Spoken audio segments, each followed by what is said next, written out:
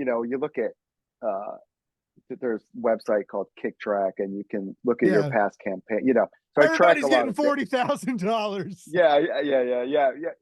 Oh, I'm gonna make 150,000 this campaign. It's amazing, and then you get to the end, and you're just depressed.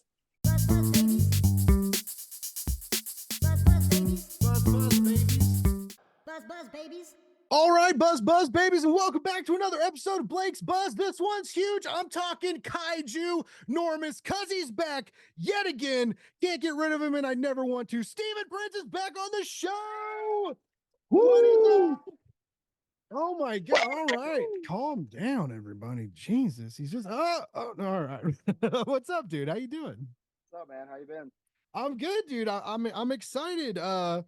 I'm excited for this new issue, this whole new, Once Upon Some Monsters in Mexico, other than just being a great title, has been like probably one of my favorite entities in Ramon's saga so far. And this one, I mean, I know I won't say like too much because I don't want to spoil anything for anybody, but this one's a little, we're getting some, going backwards instead of forwards a little bit. Just checking out Yeah. some things from the past and some big moments in the present and then again just some awesome nighttime kaiju fighting. I was digging that, by the way. But Yeah. how you feeling? Like the campaign is funded. You're talking stretch goals. It's con season. You've been on the road. Like, how's all that going? Yeah. It's been a crazy month. I did two cons this month. Comic Con Revolution in Ontario, California, and Monster Palooza, which is a horror-based convention out in Pasadena. Both were fantastic. The response to the book is great, so that's always good. Looking forward to San Diego Comic Con. And the Kickstarter, the Kickstarter is doing great. This is our eighth Kickstarter, so I Wow. feel like we've kind of settled in. We found our audience. We've got like a solid base, steady growth. So I'm just really happy with everything, and I'm really excited about this book. One of the things with Kickstarter when I was sort of crafting the storyline back in the beginning, Tango the Matadors, is you never know if you're going to do that next issue or that next book, right? Especially at the beginning. And we've been really lucky to have been able to keep the team together. So Fabio's been drawing the book since we started. Alex Zeef has been coloring the book since we started. So at this point, where we know each other well enough, we've got a good groove going. But when I started the book, it's a matador that fights kaiju to make a better world for his daughter. But I thought, man, if this is the one shot I have, I got to hit the ground running. We got to go balls to the wall. And it's that first Tango the Matadors is a straight up action packed Matador versus kaiju fight. And what we've been doing along the way is kind of like sprinkling hints of the larger story, you know. And now in Once Upon Some Monsters in Mexico, we're there. You know what I mean? I feel Mm. like people know what the book is now. They know they're going to get kaiju action. This is not a slow build book. We're not going to tease you for 4 issues, before we see the monster, right? Yeah. And that was one of the things, as we, started the Kickstarter was I really wanted people to know, like, look, you're going to get the kaiju action. You're going to get the monsters. You're going to get what you came for. In Once Upon Some Monsters in Mexico, we did the big Mexico City fight with the monster fighting luchadors that we introduced. That was the first couple issues. And this issue, we're kind of, like you said, we're doing some flashbacks. We're building out the world more, and we're setting up the next big storyline, which is going to be a really, really epic fight. Um, so yeah, I feel like if I started it this way in the beginning, people would have been like, "Give me the action, give me the action." You know what I mean? So I feel like now, we've earned the trust of our audience. They know they're going to get some awesome shit. Here we are. Where this is issue 3. We've got another one coming up. I think in the fall we're going to do it, and it's going to be explosive. Oh yeah, So explosive is a kind way to put it. These new issues have just been like a smack in the face or like a kick in the jaw, but there's like a Mad Maxian harshness to it, and it's like hmm these everything that you guys are putting into this comic, it just like rocks you in the jaw, and then it like drags you through the rubble, Yeah. like from one plot beat to the next, and I say that as it's somehow an enjoyable experience. Yeah. like it's like I want to be drugged through the rubble. But you guys really have, all of you seem to have taken it up to another level in this new arc with the new characters and the luchadors, and you mentioned the chemistry and how lucky you are to have kept this team together, of you and Alex and Fabio, and like, but they've gotten better over the years too, and Yeah. we've talked about this in Yeah. the numerous interviews we've done, how like still to this day you get pages every now and then, and it shocks you because you're used to their style, Yeah. but they'll try something new or just take something different, and blow it, kind of shock you, and that's how these new issues feel to me, because it's, your dialogue is punchier, and these scenarios are more intense, and the colors that they still resonate, with that feel that we've had, but like they're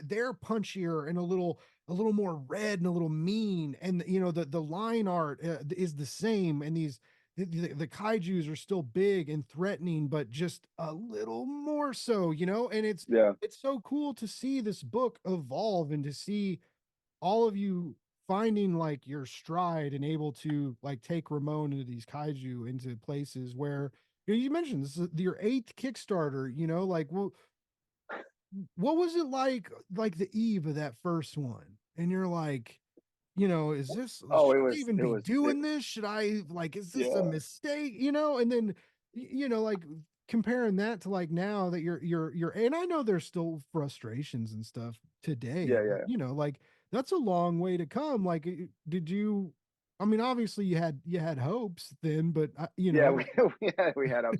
It was so, that first one was scary because uh that was right as lockdown, right as the pandemic hit, and no one knew what the hell was going on. Um, so that was a bit terrifying because, but we funded it. We had a really solid opening. And then the second issue is always the scariest because, we talk about it a lot among creators, and that first campaign you're ever going to do, you're going to get a lot of friends and family come in to support you, Mhm. which is awesome. The reality of that is that they're not going to come back Oh yeah. for number two. I mean, some will, but what it means is that, because for Kickstarter you really want to build an audience. If all your campaigns are simply being lifted by friends and family, Yeah, you don't want your mom to you buy you a don't fucking I mean, I sketch. Like, appreciate it and I love it, and whenever I see yeah. those names, I'm like, like, and I'm usually like, where the fuck are you this time? But but but what's nice is really your second issue is really your first issue, and Yeah. that's where you're kind of starting to build your base. Our second issue was rough because I think we did it over. It was right around it was the presidential campaign, Hmm. I think, and those are always tough years. And there was one of those years where there was just a ton of projects, and we kind of got lost in there. So I was a little nervous. And then the third came back campaign, we really came back strong, and It's, we've been building on it ever since. And I think now we've been doing it long enough where we have, like I think I told you, we have our core audience. Um, we've established ourselves within Kickstarter as being like, okay, this is a book that it's here, you're going to get it. We're kind of in there. And what's great is, I'll see people at conventions, even at Monster Palooza. I saw people that back the book, people who will see it and are like, oh, I saw you on Kickstarter, I was going to back you. And I'm like, well, why didn't you? But they'll get the book there, and then they'll come back, and back it the next time or whatever. So it's nice that that's we're at a cool. point now where we've kind of settled in. Yeah, you're just And you're just shy of, you're real close. You're at $3,996 right $4. now, almost at $4 away from 4 grand. The Yeah, so hardest there's $4. 8 days to go. It'll be a Yeah. few days less when this episode drops, right? Mm, But you're at 153 backers. So yeah. yeah, you're obviously it'd be great to have like hundreds and thousands, or that Yeah. 800 backer count or so, like that's always not. But I mean, still for indie comics, and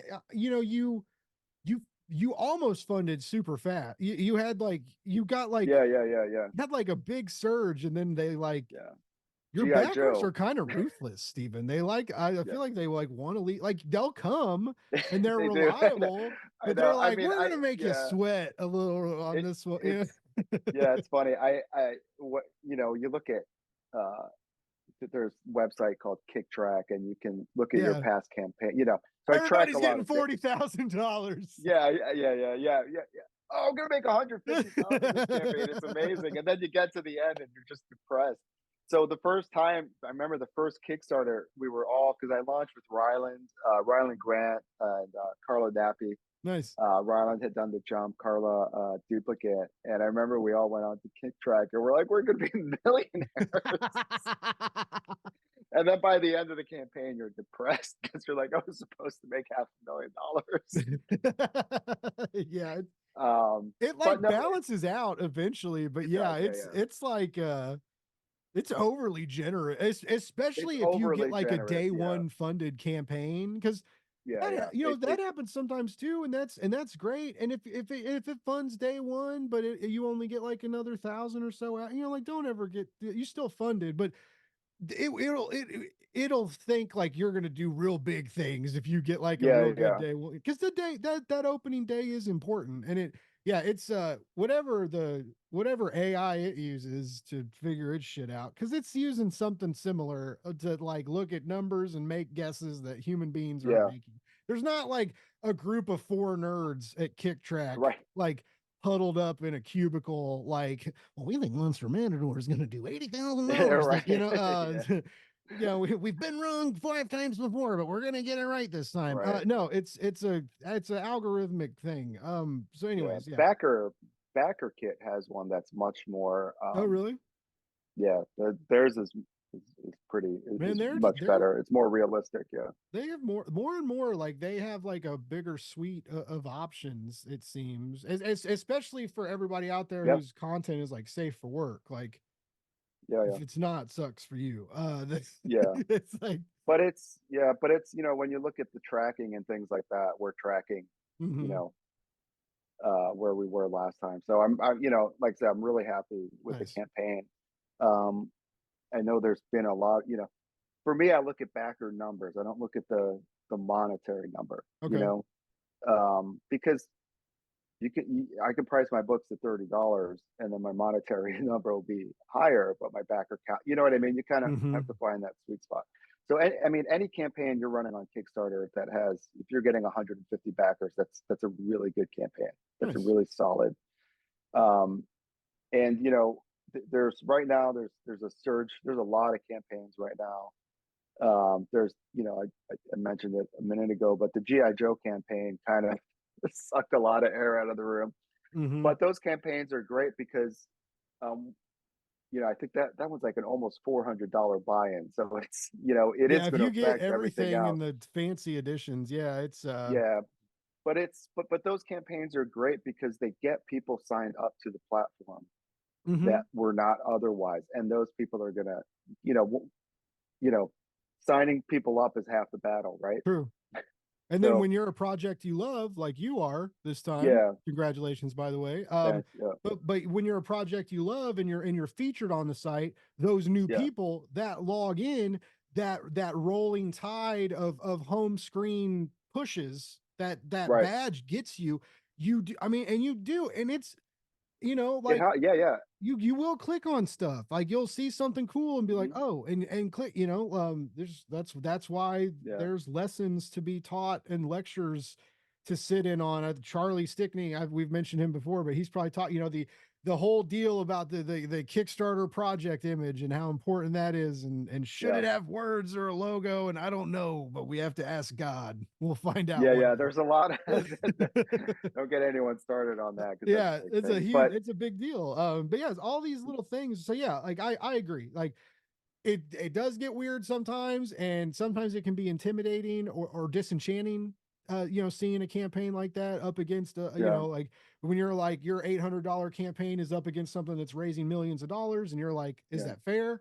I get that, but like Steven has said, and like so many other Kickstarter people that live and breathe on the platform have said, like it gets people there, it gets people signing up, it gets Kickstarter in the news. Like yeah. there It there does. I are mean, non-comic yeah, sites covering that GI Joe book yeah, right now, yeah, like yeah, that's yeah. so that it all helps, but I get it too. But But we're not here to talk it's about fucking GI yeah. Joes. We're here to talk about badass kaijus and the matadors that slay them because they deserve it. Oh yeah, I before we go into that though, I want to hear more about yeah. this Monster Palooza because it sounds Oh awesome. yeah.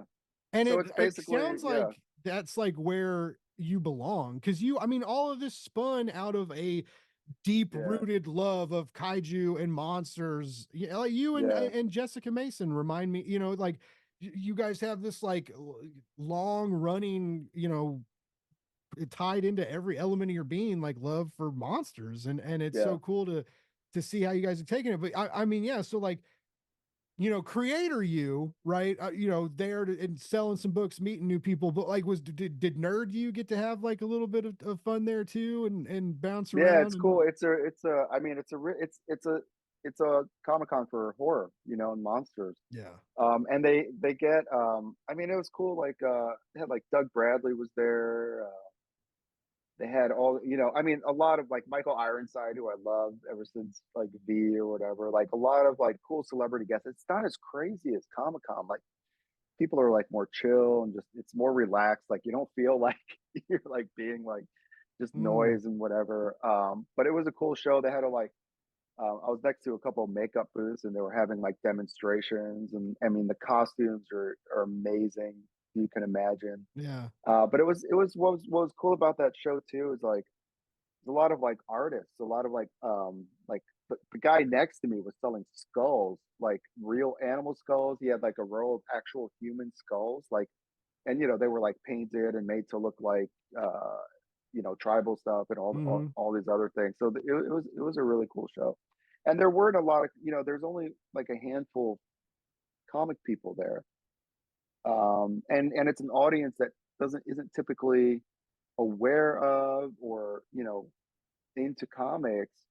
But they love horror, they love monsters, and they're willing to try something out. And it was my best show Nice. behind Sandy. It was my best show behind San Diego. Wow. So So that that's says a that's lot. maybe something because I know already. Like I've talked to people that like in a sense of like getting on podcasts or going Hmm. or getting like coverage on blogs and stuff, especially in the horror Yeah, community. I'd imagine with other genre fiction it's similar, but the horror is bursting with outlets and content. Like it's just so yeah, popular. But so many people have mentioned when they have a horror book where it's like yeah, like I'm down to talk to comic book people, but like they've like tried to find, like just horror specific like yeah, outlets to kind of like remind people that like, hey, there are horror comics and they're cool. Uh yeah. so that why do you think, Stephen, is it I mean, obviously like tabling traveling costs for cons is a big deal, but some of these Yeah. stuff like can is in your area and travels around like why do you think some of these there's a lot of iconic horror writers in comics, why do you think they haven't kind of embraced that move to kind of sit in at these conventions? I don't know. Everyone like is very, and it's a thing that for me too. What you just said. I mean, this is a kaiju book, and when I did Once Upon Some Monsters in Mexico, finally got the light bulb on top of my head and was like, wait a minute, there's got to be kaiju fan groups. There's got to be Yeah. kaiju, whatever. And I reached out to those guys, and they were like, "Oh shit, this is a comic about And they're amazing. And again, it's one of those audiences that they love this stuff. they're just not aware because that's Yeah. not their focus, right? Yeah. But if they know about it, they, they love, and they're just fans, and they just want to support.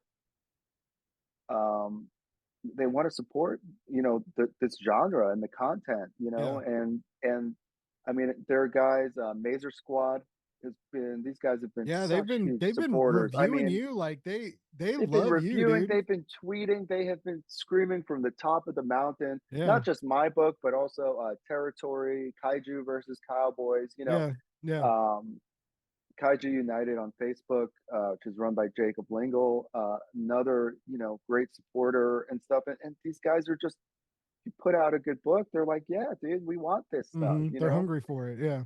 So yeah, you do, like, if you're, and especially on Kickstarter, if you're doing a niche book, if you're doing a book, you shouldn't just focus on comics, because mainstream comic sites don't care. First of all, everyone, this is the thing, I see a lot of new people on Kickstarter. Oh, CBR won't get back to me, or Comics Beat won't get back to me. It's just not the business they're in. That's just not what they're, Mhm. you know what I mean? That's I that's know not, it's exactly not. what you mean, Steven. I know you know what I mean.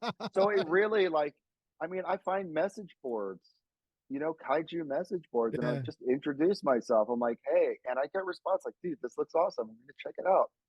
I mean, so if you're doing like a genre specific book, you really need to go out and find your audience. Yeah, You need, find your and that's niche. the thing, that's the thing about Kickstarter. You as a creator, you need to bring your audience to you. Mm. And it's the one thing a lot of people don't like to hear, because they go, but they have to come to me because I have an awesome book. But the reality is, just because you're on Twitter doesn't mean anyone knows who you Yeah. are. There's Yeah. so much noise. I've been doing I've been doing Monster Matador for years, but we've been doing it from the Kickstarter. I still get people to this day who go, why haven't I heard of this? Mhm.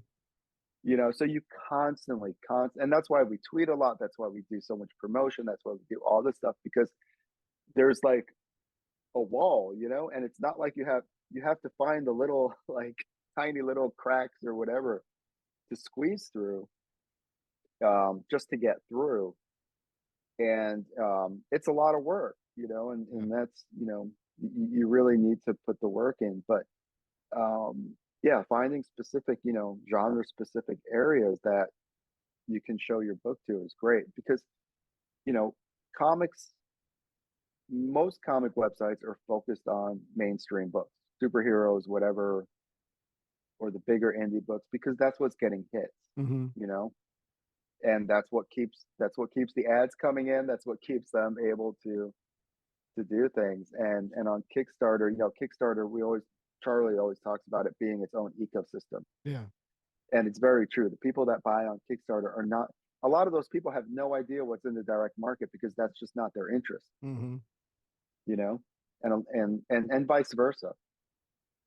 And then sometimes So you go broke because you're like me and you're like, I gotta buy yeah, comics every Wednesday. I gotta yeah, back yeah, yeah, everybody's comic on Kickstarter, yeah. and let's Right. buy every fancy hardcover that comes out. I quickly found out that that's a what I like to call a non-sustainable habit, Steve. Yeah, I got drawn into that for a while too. It was like, It's oh, yeah, new omnibus, sure, why not? I'm like, yeah. why am I buying an Atlantis Attacks omnibus or whatever? Like, I didn't read this when I was like a kid. Why the fuck would I read it now? My buddy made fun of me because I did an interview and went and bought the Justice League International omnibuses. Oh yeah, And yeah. because I That's a wanted to, fun book. yeah, the hype's paying off. Like I've only gotten to Yeah, read like a couple hundred pages of volume one. yeah, yeah, yeah, So I have 3,000 more to go, and volume yeah. three's out now. Oh, you bought all the Yeah, omnibuses. I bought one and Oh two. wow, you didn't even just start like Yeah, I was because I knew I was like, and then Blake but goes big. yeah, I go all out. But then yeah, right after I bought him, like what is it? DeMatteis, I'm probably mispronounced his name, sorry. But No, that's right, actually. Yeah, I think oh so. sweet. But he posted his comps of volume 3, and I was like, fuck. Oh I was wow. like, that's another $80. Yeah, yeah, yeah, Which yeah. I haven't got it yet, but for real, like volume 1, everybody who's found out I've been reading it has been like, oh dude, you're in for such an epic treat. It's so good. It's Yeah. been paying off. So I do plan on getting it. Long story short, my buddy Cole, um because we both subscribe to DC Ultra, the digital Mhm. service, and he goes, dude, all those are on the app.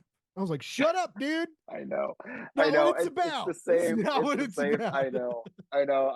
It's the same thing. I've got like the digital stuff, and then I'm like, yeah, but I want the book. Yeah. Yeah. I mean the app, the DC's is great too, because after a month, like it's there, like Yeah, yeah, yeah, and it makes my like that and like Hoopla and Marvel to an extent, like just like research and guess and stuff, like yeah. for and content and shit. Like it's those they're worth having around. But yeah, it's just, Mhm. I have a very nice tablet. It's 12.5 inches. Throwing that back, I got a big I got a big tablet. We used to make that joke live all the time, and they would be like, can Blake stop talking about his giant tablet all the time? But it's for double page layouts, it looks okay, but it's Yeah, not. But for like a one page, it's almost a 1-to-1 comic page. Like it's yeah, full yeah. No, size. the big one. Yeah, yeah. So like They're it great. is nice to read, but yeah, it's still nothing beats like the pains in the ass too. Like when you're reading an omnibus, it gets uncomfortable. The tablet doesn't do that, like Yeah, no, no, when no. you're reading an omnibus or any comic really, and the lamp hits it funny and there's the glare, Yeah, and then all of a sudden like you just can't see part of the fucking page, like your tablet yeah, yeah, doesn't yeah, do yeah. that. But I want, so I if you buy a brand new Marvel omnibus, I'm still convinced you might get high off the paint fumes that come when you unwrap that thing. Every Yeah. time, every time. When I read Donny Cates's their when I had their Carnage crossover, like Uh, dude, there were a couple times where I was like, am I yeah, some of lightheaded? those, Like it was some of those are, strong. some of those are funky. They print in different facilities, and some of them that come probably from a specific one. Like some of those omnibus Oh, smell funky. wow. When I got my the trades, the collections, and the Hmm. hardcovers for Monster Matador, those giant palette, man, and you just you'd open those boxes fresh, and it was just like just smell, man. And I would for a while I'd put them in my car, and the car would have just like the smell of them. It was just like, oh man. My Wow. wife was like, "What? Why does my car smell?" I'm like, "It's the books, It's the that books." Just it's that Matador musk. yeah, yeah. Matador musk. Yeah, breathe it in. We're gonna bottle that and sell that the next campaign. By the Yeah, way, yeah, yeah, yeah. you get a You guys nice, should do like a yeah, cologne or something. yeah, Matador musk. Yeah, kaiju goo. I don't know. yeah. I don't know if anybody would want to spray themselves with kaiju goo. I might. I don't. If it's, I'll do Something. No, hey, anything. man. Everybody. There's people out there that Yeah, they'll spray themselves I with don't judge. anything, Blake. Yeah. Hey, if they'll And buy no, it, I'll this sell it it. all goes back to that beautiful woman selling her bath water and Right, dudes right, getting right. sick trying to vape it and their Yeah, e-cigs, or yeah, whatever. Sometimes yeah, you deserve a lung infection. That's all yeah. I'll say about that. But How are yours doing? By the way, my lungs are great. I'm kidding. I don't I don't smoke bath water, Steven. Yeah. Okay. Okay. Okay. Everything I do is grade A legal in the eyes of the Lord in Kansas City, Yeah. Missouri. Yeah. um, but yeah, it's that I'm glad you're getting the con love, because Yeah. it wasn't like it's a few years ago. It seems like it was when like it kind of started turning around for Kickstarter creators, because there were a lot of Yeah. times where you would be Charlie, even with like, I know we always go back when it's hard to talk Kickstarter and not talk Charlie Stickney, and he's our friend. So like, it's not like Steven and I are just talking shit about Charlie. I mean, Yeah. Yeah. Yeah. we do, and we will. I hope he All the listens time. to I'm happy this. to. But that's for Patreon. You guys go subscribe to Yeah. Yeah. Patreon. Yeah. I'll put all the sauce There's on. honestly the problem is there's nothing bad to say about I Charlie. know. It's just frustrating. I've never heard someone be like that guy. Yeah, like Yeah. it's did you guys hear about Charlie Stick? No, yeah. So anyways, but there wasn't always a time where he had like the 2 and 3 table spreads that he has now for like White Ash Comics and stuff, right? Like, Yeah. you know, Yeah. he's He's got a nice. he's Yeah. got his booths are fucking impressive. And Yeah. so, but like I even remember, talking to him in early Blake's Buzz days, and him being like, yeah, like some people at cons will be like, oh yeah, White Ash, but not really. And now I think it's great. Like I think it's cool that a lot of these, like, because Kickstarter is so big now, it's a publishing house almost, right? Like it's just overloaded, and everybody's your own boss, and there's Yeah, you're your own it's everything basically. But yeah, it's I mean, a lot of people are talking about how tough it is and whatever right now, and yeah. it's a struggle. I mean, like I said, we're lucky. I mean, I feel fortunate that I've been doing it on Kickstarter for 4 years, so we're Mhm. kind of like, um, So it's harder to and the break bar. in right now, maybe I than. think so, but the look, and I'm gonna say Charlie said this because I don't, but and he's right, and the truth is the bar is a lot higher than it was, and part of that is because a lot of people are coming in, who are in like mainstream, Mhm. pros who are realizing that there's a market here and there's an audience, Yeah. and the people that are buying GI Joe, the people that are buying Keanu, whatever, they have a higher bar for stuff. Mhm. So your stuff has to look like it, that Oh, it'll so be like on a rack production in a comic. value, art, Production lettering. values, Okay. artwork, writing, This is more important now than it used to be, which is back to the absolutely. variant conversation we had, Yeah, these yeah. things that you And need to stick out. yeah, and when there's 300 uh when there's 300 projects at a time, Mhm. people are going to be less willing to take a chance on something that Yeah. doesn't look. And also, not only that, I think first time Kickstarters probably have a little bit of tougher because a lot of that mainstream audience coming in is used to getting their one, two, three, four books. You know what I Mhm. mean? Like they're used to getting their thing. So I think there's a benefit to something like Monster Matador or someone that's been on the platform a long time. You can say, hey, we've got a collection. We're doing this series. We've been doing this for 4 years. We've got 8 campaigns. We fulfilled each one. You know what I mean? Like you're going to get your books. You're going to get your story. Yeah. Because I think that's kind of the biggest challenge with a lot of Kickstarters is like we're at a point now where people want to know that they're going to get a story because people like Charlie, people like Pat Shand, the pioneers, we'll call them. Mhm. Um, they've been giving people stories. Like you get full stories, you get collections. It's no longer, like you said, it's more of a publishing thing. It's no longer a platform where, hey, I just want to do an issue of a comic and Yep. like, oh, it didn't make enough, or it's going to take 5 years to do number two, Mhm. right? You really need to treat it as like you have to have a plan. You have to have a long-term plan. Um, so yeah, it's like everything. It changes. It evolves, Yeah. and you see Charlie putting out. I mean, Charlie is now a publisher on Kickstarter. Yeah. Like he's a I think it's White Ash Comics, Yep. and that is his main publishing platform is Kickstarter. I think it's 4 books a year he's doing. I mean, Pat Shand has been same thing. He publishes a book a month or whatever. He's Mhm. publishing. Um, Running it out of his freaking so house a lot too, of like. yeah, so a lot of people are doing that. So yeah, it's no longer a place where you can just kind of throw shit at the wall and see what sticks. Yeah. You really need to build your audience, and you need to be part of the community. You know, one thing I was on Travis Gibbs The creator his hangouts. hangout the other week. Travis is another creator who's been basically publishing through Kickstarter. Yeah. Orange Granite State. Cone. He's Yeah. got Granite State Punk out right now. But he was saying a lot of super backers. They won't back your. They won't even look your book if you're running a campaign and you have less than say 10 Yeah. Kickstarters that you've backed. You It's a know, red flag for a lot of people. it's a red flag.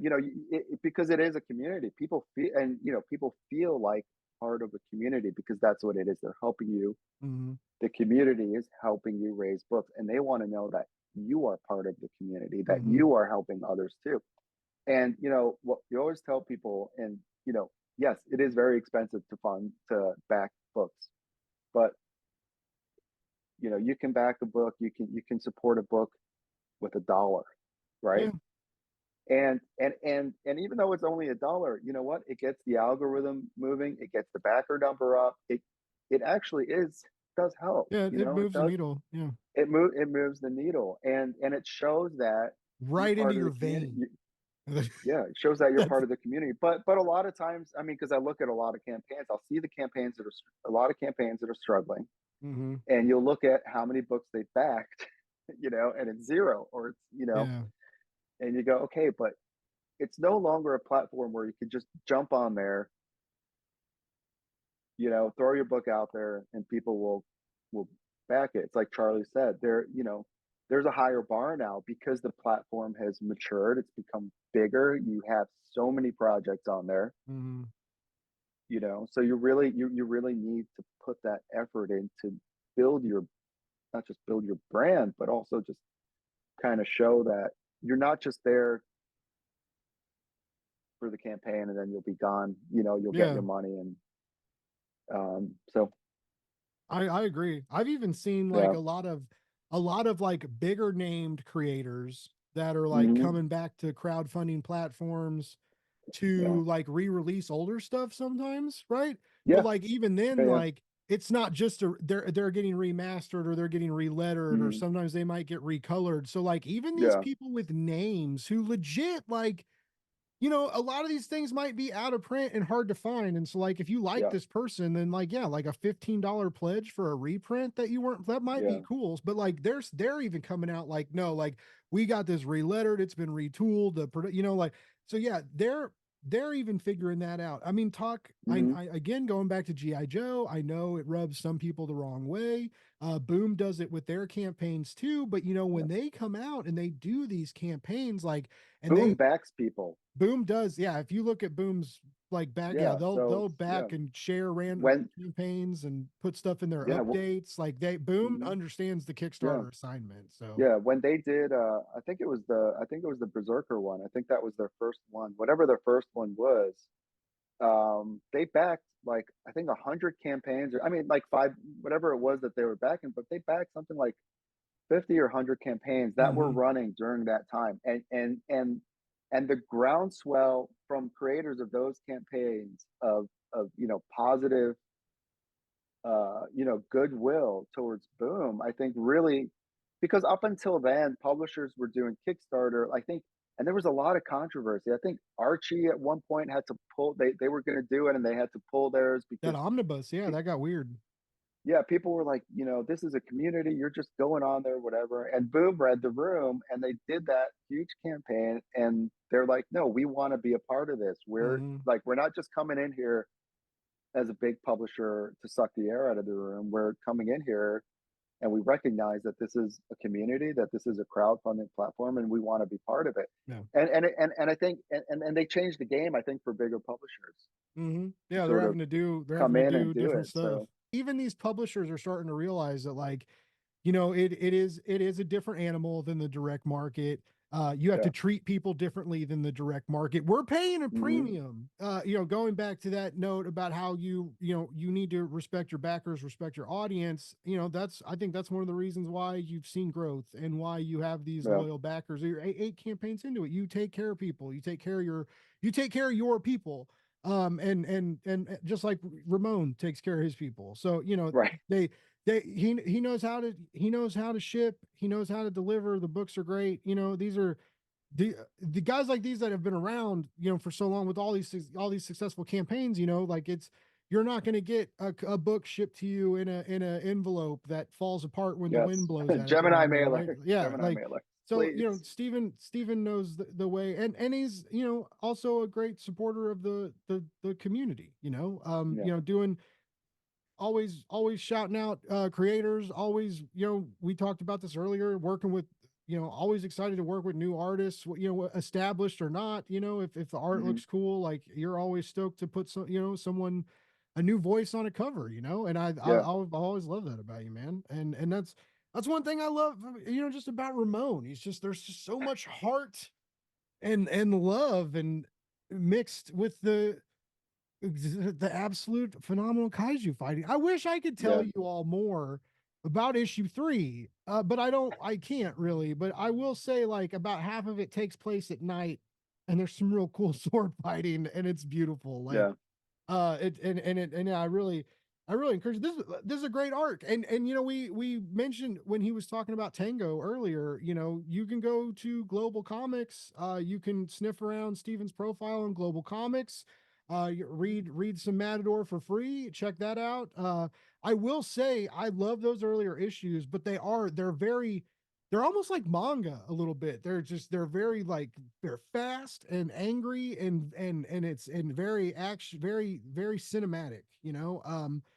Where we're at now in the Matador mythos, I'm loving it because you're exploring different things. And you're also hmm you've mentioned, you know, that this is your 8th campaign, but you know, if you don't want to talk about this yet, I'll take it out. But like you're approaching spinoff territory now. Like yeah, it's, I mean, you haven't announced it yet, but I mean, this is something you're starting to think about. You know, if yeah, yeah. you've got We're a bigger yeah, cast of people to play with these days than you did 8 campaigns ago, right? yeah, we're gonna do a spin-off. Back to campaign, you'll find out first because I'll announce it. But yeah, no, we're doing a spin-off. I'm really excited about it. The artist uh, is one of our variant cover artists, Puis Calzada. He does work for Fangoria. He's been doing a lot of heavy metal t-shirts. He just did concert t-shirts for Metallica. Oh, Um, oh yeah. he's done a lot of licensed movie stuff. Nightmare, I think Elm Street he did. I mean, Halloween, all this stuff. He's Wow. incredible. And I've How do you been meet these people? Like, all right. So the Matador is from Mexico, and it's really I really want to kind of support those artists. And Alex Zief, our colorist, is Mexican. She lives in Mexico City mm-hmm. or just outside. And I asked her, I said, hey, I need a an artist from Mexico. I'd love to. And she introduced me to Puis, who did he did a variant cover in Tango the Matadors #2, and he just it's um I don't have it with me over here, but it's he went to town on it. It's the Matador, and it's like Drew must have drawn like 100 of the Volagantes, the you know Oh, the I mean, he just knocked it out of the park, and he's done a book, Cult of Dracula, which was yeah. from I think he did that book. He did the sequel to that, Source Point Press did that, I think. Source Point, yeah. But I've been wanting to work with him. What I did, because after Tango, I didn't know if I didn't know what the future would be with Fabio or whatever. Obviously, I wanted Fabio on the book, but Mm-hmm. and he's still with us. So originally, the plan was if for whatever reason Fabio was gonna, got work somewhere else or something. But I'm very fortunate that Fabio loves the book. He loves doing the book. He always makes time for us. We are all But fortunate, I want to say. yeah, Like, yeah, yeah, yeah, that's one of the yeah. coolest things about this, and that's hard in Kickstarter. I've seen it happen so many times where you guys find these amazing artists, Mm, almost always out of country. No one's ever heard of them. yeah, They do some great work, and then a couple other Kickstarter campaigns will, they'll do a variant, and then they'll do yeah, interiors for another crowdfunding project, and then all of a sudden they're at Image. Yeah, and yeah, and yeah, it's and then yeah, like yeah, yeah, yeah. and that's what you want. You can't get mad, but Yeah, then all of a no, sudden yeah, it's like absolutely, yeah, yeah, they get busy and you get these big jobs that yeah, you have to follow. And but so yeah, I'm so glad that you've been able to keep everybody together. That all you guys yeah, have been able to work with each other's schedules. I mean, you all get busy. You all have deadlines. You all have different stuff going on. I think that's a feat in and of itself. And sings to some of the success of Matador. Like yeah. it has that feel, even though it has evolved and it explores hmm so many different things now in these newer issues, and then it yeah, still has that feel, that vibe from the colors and line work. And that hmm stays, and I yeah, yeah, that's yeah, cool. I mean, yeah, big you don't get that with big two most of the time. Like there's fill-in artists yeah, all the time. People people need breaks to catch up, sub arcs or whatever, even yeah, so I think it's dope, dude. Yeah, If you're we ever work in it. down or I mean, mad, pat yeah. yourself on the back because that's hard shit to do to keep that Yeah, team we together. work. I mean, yeah, part of it is, when I did Tango, I saved money. And that's the thing. I think Matt Rosenberg, I think, did a tweet yesterday about, what you need to do. And one of them is like, save money, Yeah. make sure you have some, because, for when I did Tango, I think he was on the third issue by the time the first one launched. Mm. And the reason for that was I wanted to keep a consistency. I wanted to make sure I had him, for the whole series at least. So Yeah. we work in advance. Once Upon Some Monsters in Mexico, that book is finished. Issue 4 is done. Alex is coloring it right now. So, it's challenging because, we work about 2 issues in advance usually, Wow. but, but and that's where conventions help. That's where, it helps me kind of subsidize the thing. Um, in cash flow that we just put back into the book. Hmm. But yeah, I always with him, we always try to do chunks, Yeah. and manage it in a way where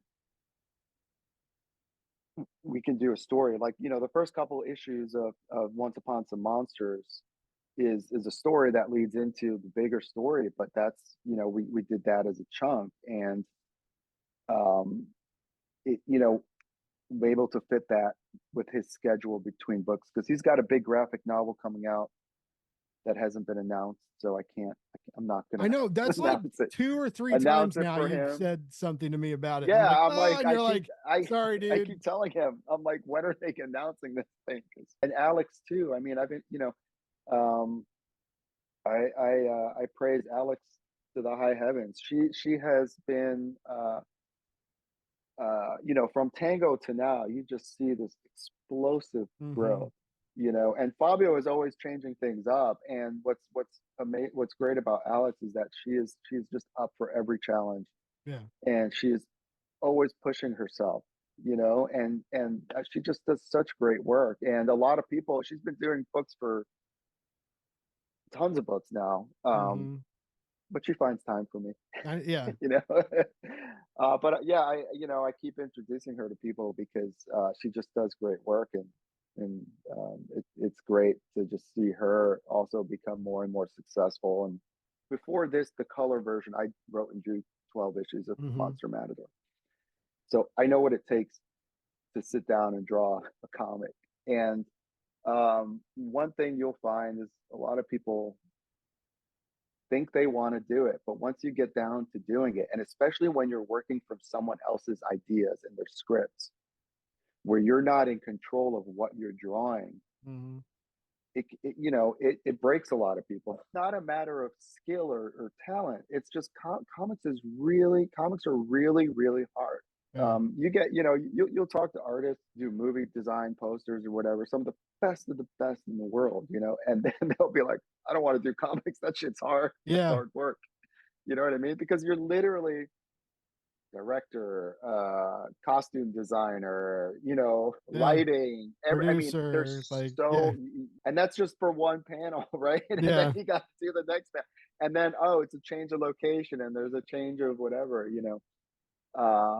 But again, I got really lucky. Fabio can seemingly draw everything that I throw at him, and it's never a thing. But I also now at this point, I kind of know what Fabio likes. I know what he likes to draw. Okay. I know like the pace he likes to draw it. So I can tell the story I want to tell, but I can also cater it to make sure that Nice. he's interested as he's doing it. Fabio, I can write the story.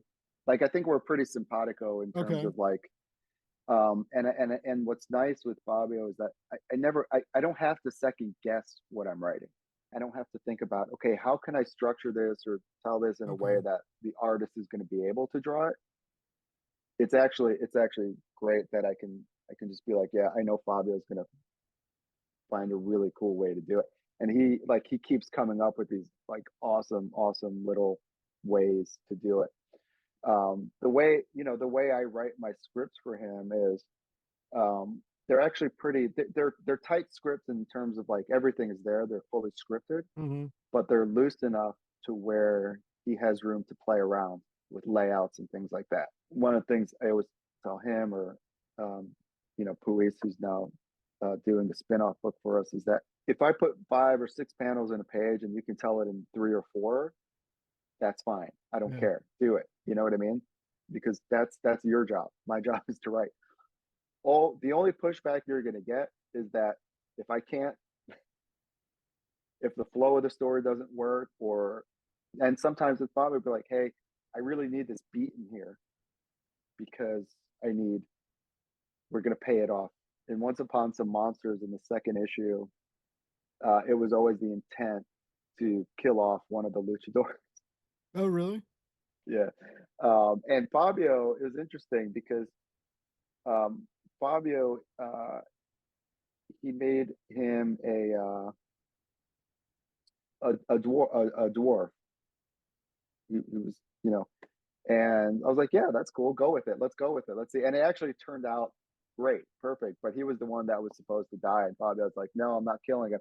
And we got to the page, and he just refused to draw. Oh shit. He would just like skip he would draw. He drew it in a way where I'm like, no, Fabio, we need to see the dead body. Like he's like, no, I don't want to kill him. So we wound up. I'm like, okay, just take that panel out. Just do this, and I'll rescript it to this, and it's so it's. But what's nice is that again, like we've been working long enough, and we have a good enough relationship where you know we can have those conversations without being Nice. like, no, my words Yeah. are, How dare you disrespect the words of Stephen Prince, yeah, yeah, sir? yeah. But it's great because it keeps him, he feels like he's invested in the book, and Yeah. that's what I want. I want him and Alex to feel like they're not just that they're art robots. He brings great stuff to the book. It's both of them do. It's fun. The scripting is fun because I know he can do it, and two, I know we have that nice little back and forth. It's like a little kaiju family. I love it. Yeah, it's funny. I'm gonna say what it's funny you mentioned it because Afropocalypse was actually there was a weird story in that it was supposed to be a down the line story, but we shifted things around because Fabio had done a book that was it was more cerebral, hmm. and he was just kind of getting really frustrated. So I'm like, okay, let's do this Afropocalypse thing. I'm like, Fabio, it's just balls to the wall action. It's our love letter to Predator. And it was like cathartic for him. He was turning out pages like I've never seen him work, Wow. Yeah, but it was like one of those things, and that's the nice thing is like it's important, right, to keep him interested and focused, and that was a really fun book for us to do. I heard it's um akin to bullfighting while doing a yep. bunch of illegal substances. Yeah. I don't know who said that. Someone said that we're gonna, yeah, I've had to pulp all those the pull quote on the back of that book was pull quote from some crazy podcaster who'll remain nameless, Blake Morgan. And I have like a partner with this who kind of helps me out with some things, and he saw it. He's like, yeah, you need to take that off the book. He's like, did you print this already? I'm like, yeah. He's like, no. Because they were building out the website, and I gave him the quote for the website. He's like, no, that's not going on the website. he's like Amazing. he's like, no. It's such a good quote. It's a It's good still it's a my good quote. favorite. It's a good It's quote. still my favorite one. Yeah. And I mean, it's a crazy, high paced, Yeah. awesome Yeah. Yeah. comic that you always need more of because it's just Right. like Right. once it's gone, it's just like I just put Where's more of my it on next? a Yeah. plate. No, Yep. whoa, no. But no, it's I do love the new issues and yeah, the Yeah. luchadors and the new stuff you're doing and the little I know of future plans. Like all of you out there have Yeah. so much to be excited for. And Yeah. I do, man. Everybody should go check out this campaign. It's very cool. I'll make sure all the info will be there for everybody, but make sure to follow Steven. You know, follow him if he's going to a con in your area, like go say hi. He's usually got like cool like lanyards and shot glasses and every now and then a t-shirt or so, like prints and stuff. But he's always got cool stuff at his booths. And it is con season, so I would encourage y'all to swing by. Steven, like anything else like you want to shout out about the campaign or anything before I set you free? Didn't we just do that? No, sort of. Well, I did it. Did you want to do Yeah. it? Oh, we didn't talk about Scott Snyder. The Scott Oh, Snyder. we didn't talk about Featured it Scott Snyder. in his class on action scenes. Yeah, So what's that like pretty being good. well first of all, what is like how is the because you're a subscriber to that, right? So like how is Yeah, the I'm actually a student. I do yeah, one-on-ones with him how's every how's month, the which is great. workshops and stuff? Like is it It's I mean it's you're great. I obviously you're mean, not like, canceling your subscription, so it's I guess it must be no, worthwhile. it's it's great. It's I mean, he's so busy. I don't know how he finds the time to do it, And but he's he got had like what is opened up four boys, three or four boys now? Like something like that. Yeah, and I mean, he's incredibly prolific. But yeah, every year he opens up some spots to. cool, dude. And this year I was just kind of like, oh, this will be great. I was having one of those, oh, I suck moments, and I'm like, I'll sign up for this. It'll be great. I'll send them my stuff, and Scott Snyder will tell me I suck, and then I can be like, all right, I can just be done with it. Throw in the It's like, towel. But yeah, it didn't, it the didn't, it, opposite happened. it didn't work out. It didn't work out that way. No, but it's great. It's great. It's always great, even if you're doing this stuff. It's always great to like. It's like you have to constantly be learning. You have to constantly be kind of pushing yourself, and it's really nice to get feedback from someone at that level. Yeah. And I think he was a teacher prior Yeah, to he being did. a He comic taught creative writer, writing. That's how but it's also James someone. Yeah, yeah, James Tinian was a student. yes, yeah, and Margaret Bennett, I think. But it's nice to get feedback from someone who like is a total complete stranger. You know what I mean? Hmm. Because it's just good. I mean, anytime you could get feedback from anyone, but again, it's like if Stan Lee 30 years ago was like, yeah, here, I'll you can have a one-on-one with, you know what I mean? Like Yeah.